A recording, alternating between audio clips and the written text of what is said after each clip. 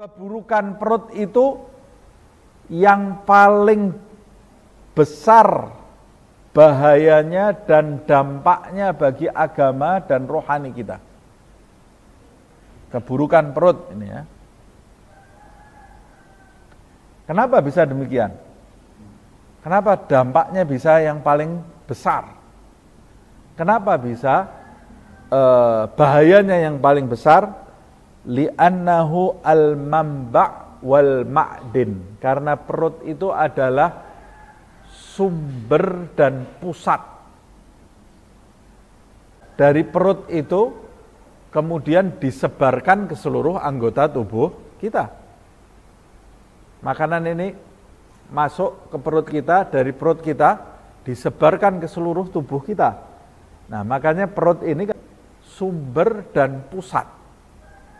Nah, apa yang masuk ke perut itu yang menyebar ke seluruh tubuh kita, dan apa yang menyebar ke seluruh tubuh kita itu yang berdampak bagi kehidupan kita. Itu yang menjadikan kita arahnya kemana. Itu yang akan menjadikan anggota badan kita itu bergerak, dan gerak-gerik anggota badan kita, apa yang keluar dari lisan kita, semuanya itu bersumber dari perut ini. Begitu juga min quwwatin wa du'fin, perkara yang terjadi di anggota badan kita ini lemah atau kuat, sumbernya dari perut. Ini secara lahiriah dan batiniah ini ya. Yang kita makan ini bisa melemahkan badan kita secara lahiriah, bisa menjadikan kuat, dan secara batiniah juga seperti itu. Dan apa yang masuk ke dalam perut kita ini akan berpengaruh bagi anggota badan kita, baik punya harga diri, jadi orang-orang yang bermartabat, atau jadi binatang liar yang tidak bisa dikontrol.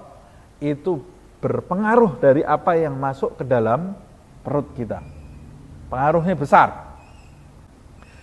Nah, ini penting sekali kita ketahui, karena banyak di antara umat saat ini dia hanya mengejar kedekatan kepada Allah Subhanahu wa taala dengan banyak-banyak berzikir, banyak-banyak melakukan ibadah sunnah, banyak-banyak membaca Al-Quran. Bagus tidak? Bagus.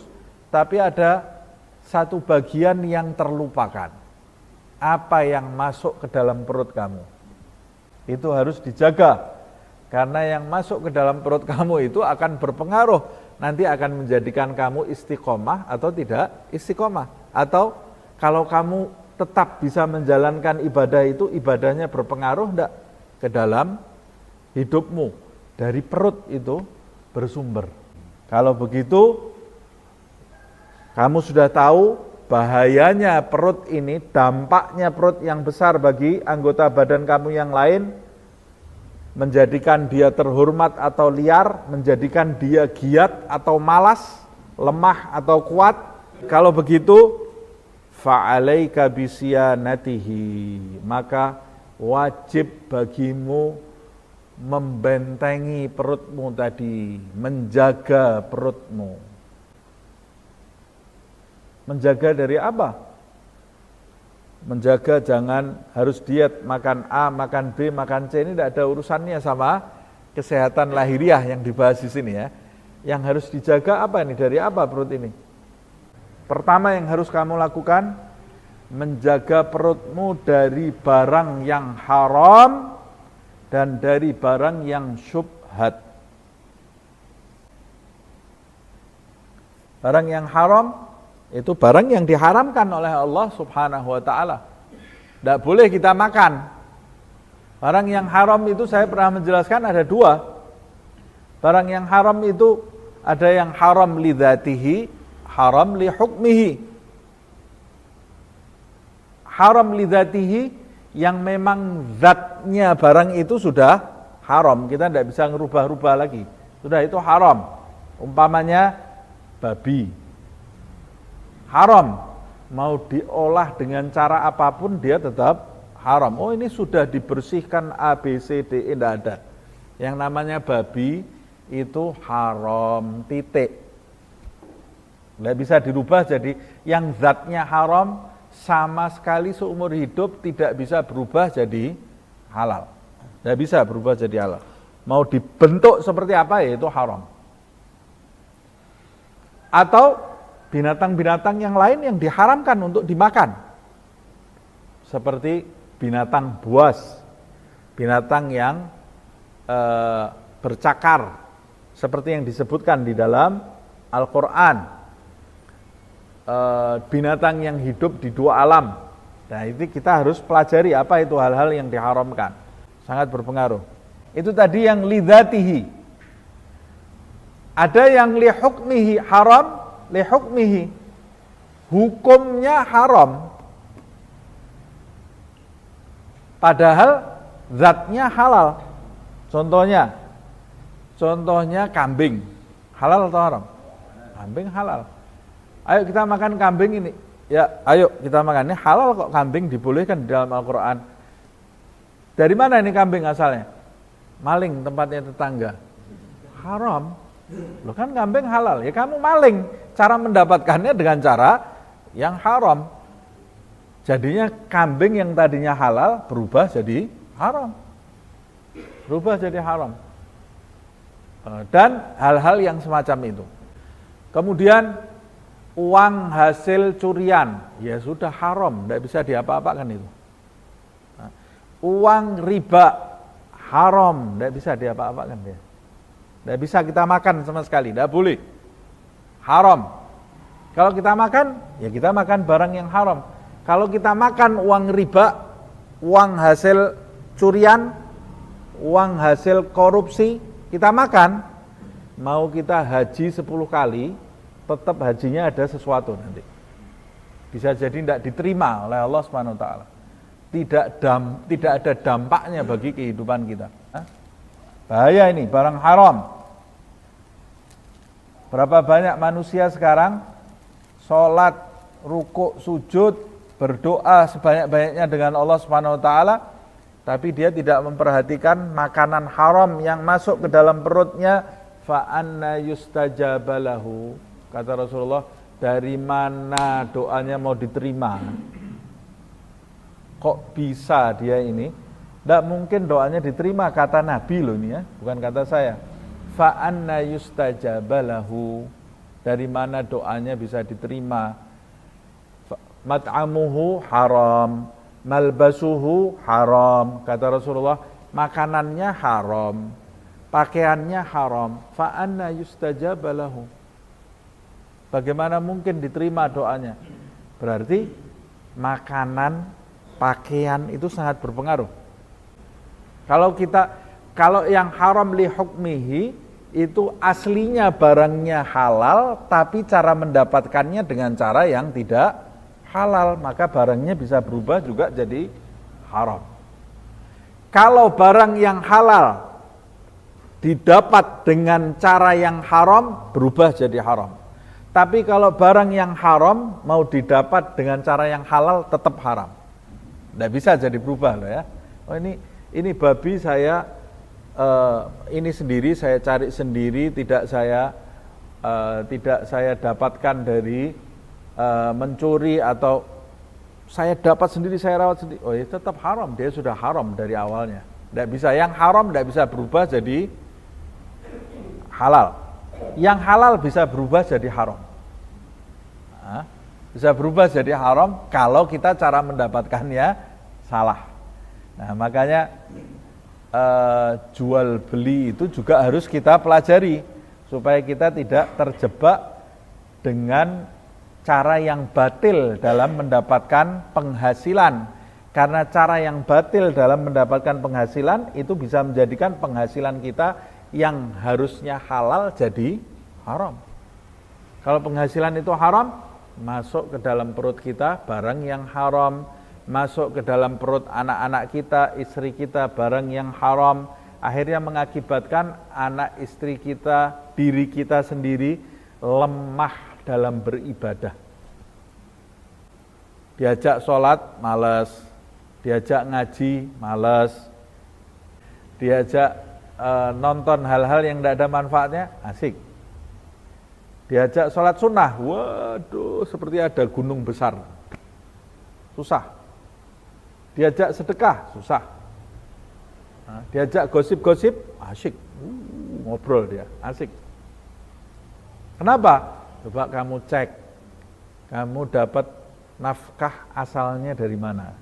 Mungkin ada 1-2 yang tidak benar dalam interaksi kamu, dalam jual beli kamu, bisa mengakibatkan hal-hal yang diharamkan oleh Allah dan berpengaruh di dalam ibadah. Mengapa kok bisa berpengaruh?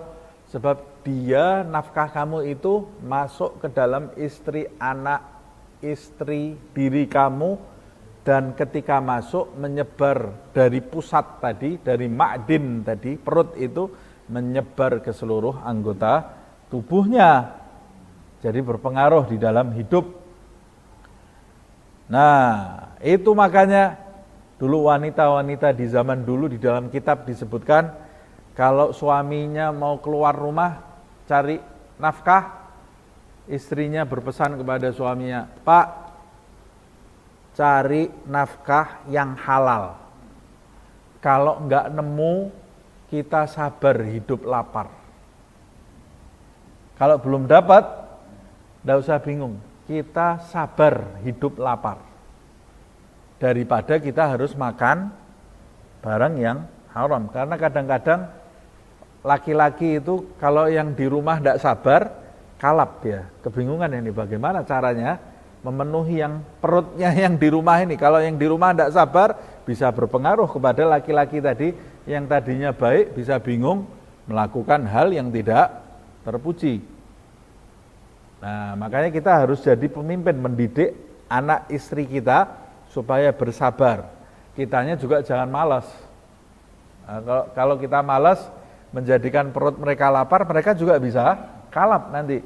Makanya Rasulullah SAW bersabda, kadal fagru ayyakuna kufran, kata Rasulullah. Hampir kefakiran, perut yang terlalu lapar itu menjadikan orang itu kufur kepada Allah Subhanahu wa taala, berani melanggar Allah Subhanahu wa taala. Nah, makanya kita juga harus menjaga penghasilan kita, supaya mereka bisa hidup dengan tenang. Jangan kita kemudian, loh mereka kan harus tawakal. Ya, mereka itu bukan malaikat. Bukan malaikat, harus kita nafkahi dengan benar. Mereka masih punya mau, harus kita arahkan kemauannya. Tapi kalau kita mau bertindak seakan-akan menjadikan keluarga kita seperti keluarga zaman dulu tanpa pendidikan, akhirnya mereka lari atau melakukan hal-hal yang tidak terpuji, yang wajar, yang masuk di akal. Kita mau jadi orang baik, tapi mau jadi orang baik itu harus menjalani anak tangganya. Jangan loncat langsung 10 tangga, nanti terpeleset sakit. Ada prosesnya. Yang pertama, jaga perut kamu dari barang haram wasyubhah dan syubhat. Syubhat itu haram juga. Apa syubhat itu? Syubhat itu kalau secara bahasa artinya kabur, sesuatu yang kabur atau ragu-ragu. Tapi yang dimaksud syubhat di sini adalah sesuatu yang tidak jelas kehalalannya. Itu namanya syubhat. Ada satu barang di depan kita yang kita tidak tahu ini halal atau haram. Barangnya siapa kita juga tidak tahu. Datangnya dari mana kita tidak tahu. Terus kita apakan barang ini? Ya sudah, jangan kamu sentuh. Karena itu barang yang syubhat. Kalau kamu sentuh, kamu terkena sesuatu yang tidak jelas di dalam hidupmu.